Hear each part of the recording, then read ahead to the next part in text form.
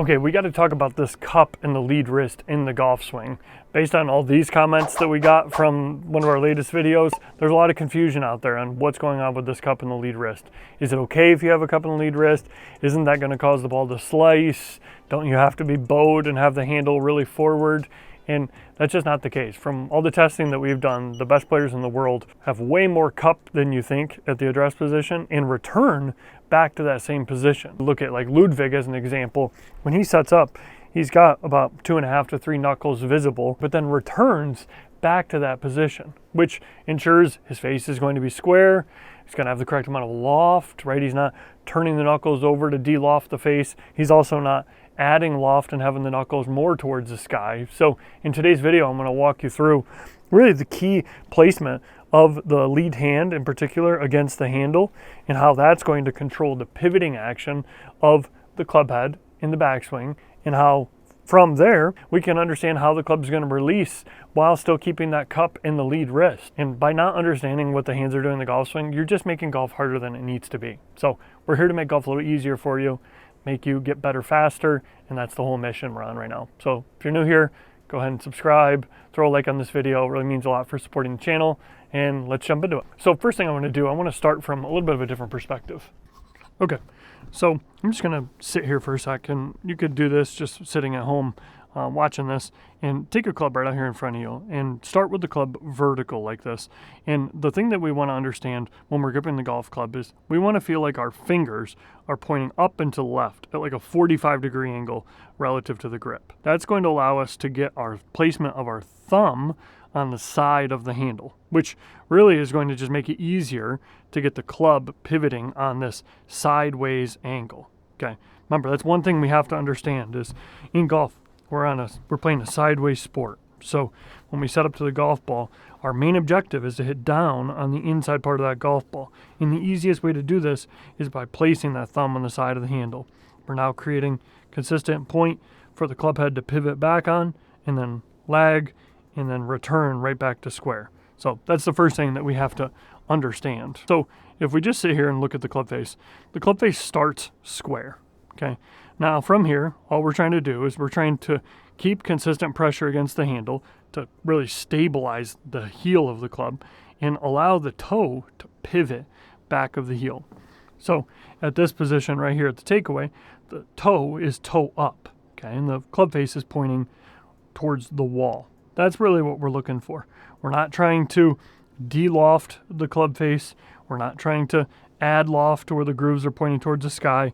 Our fingers are like this relative to the palm. Now we just push and pivot. We're not going this way. We're not increasing the cup. We're just keeping that cup consistent. Now that's getting that club head to pivot back on that sideways angle. Now, as we're coming back down into the golf ball, we want to just keep that cup. Again, not trying to bow, so we're not trying to de-loft, and we're not trying to add loft, right? That'd be really hard to be consistent with that. We're just right back to where we were at the takeaway. Same position with the knuckles, same position with the toe relative to the heel. Now, all we're doing from here is just returning back to square, okay?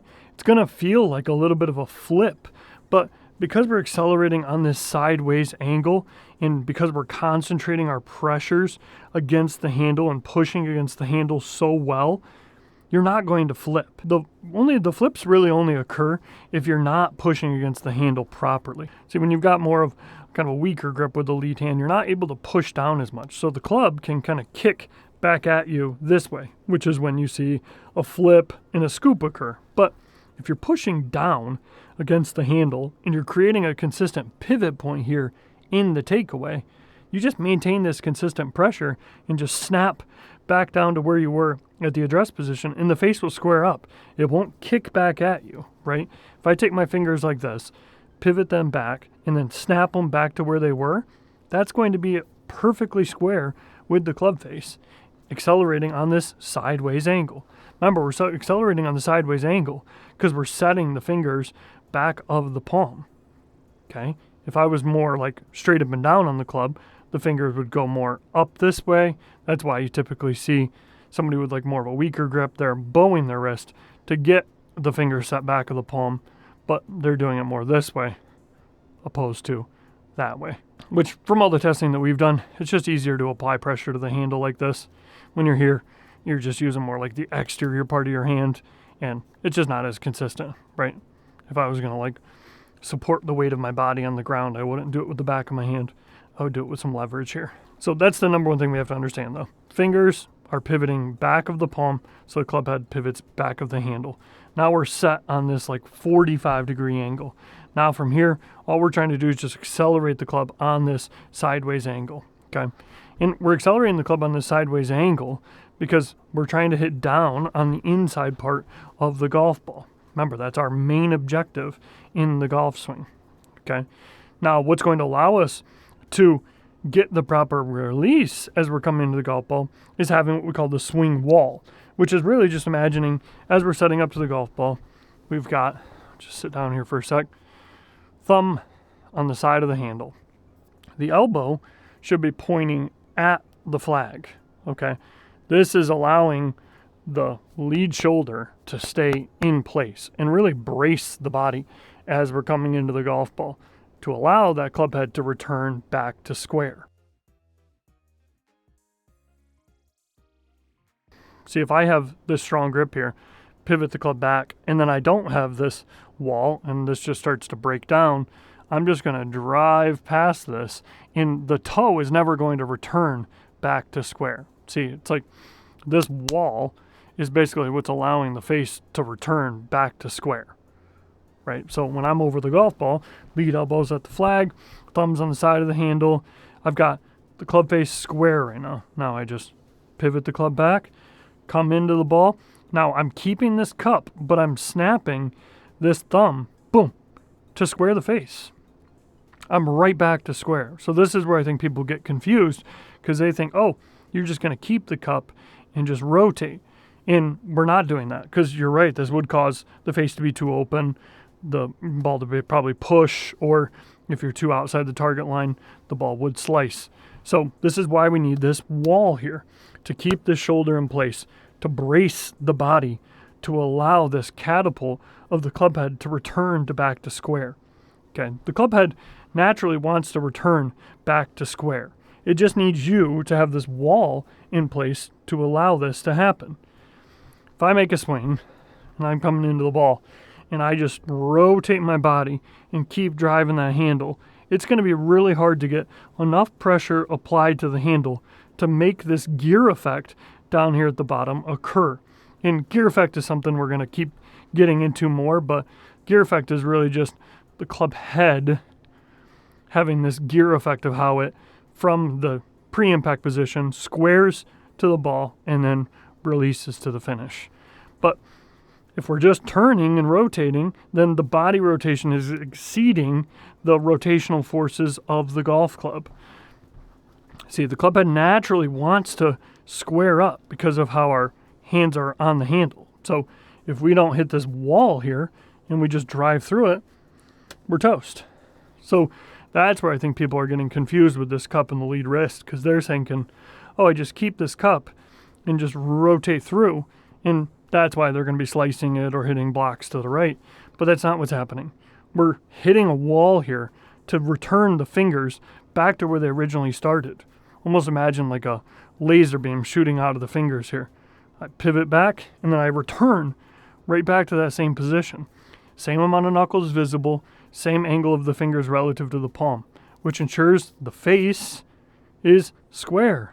If I go here, pivot back, and then drive through, look at the face. Or if I come into the ball and I flick my fingers up, going to be adding loft too much. So it's just all about the direction the fingers are pivoting relative to the palm. That's how we have to understand this. The strong grip is allowing you to consistently apply pressure to the handle to control the pivot point of how the club pivots on this sideways angle and then returns back down to the swing wall. Now from here, if we got the swing wall intact, handle's going to run into this wall, heel's going to have nice stability because of the pressure we're applying to the handle, and now the face is going to go boom, right back to square. And that's where we want to be. This is why the strong grip in the cup and the lead wrist is the easiest way to do this. In order to hit all these checkpoints with more of a weaker grip, meaning the consistent pressure applied to the handle, the proper pivoting action on the sideways angle, the proper gear effect down here at the bottom. There has to be so many things done manually with the bowing of the wrist, the rotation of the body, the supination of the wrist, that are just done automatically when you have the strong grip. You're just letting the club do the work. And that's ultimately what we're looking for at the end of the day. We're looking for just a consistent golf swing that's repeatable, powerful, and easy to understand. Hope this makes a little more sense why we're so adamant on the stronger grip, on the cup and the lead wrist, on this swing wall. It just makes getting the face back to square with the correct amount of loft just way, way easier. And by not understanding this, you're just making golf harder than it needs to be. So hope this all makes sense. Thank you for your continued support. We got over 1,700 new subscribers in the last 2 weeks, which is incredible. So if you're new here, welcome. Join the newsletter. I'm going to have that all linked down below. We're going to have a lot of exclusive tips launching on that, as well as just growing this community more and more. I got a lot of cool things planned. So, thank you so much. I'm really just passionate about this. I want you guys to have a better understanding of this hand-to-handle-to-face relationship. I hope it's helping. Please reach out in the comments if you have any other things you'd like to see content on, and I'll talk to you again very, very soon. Thanks.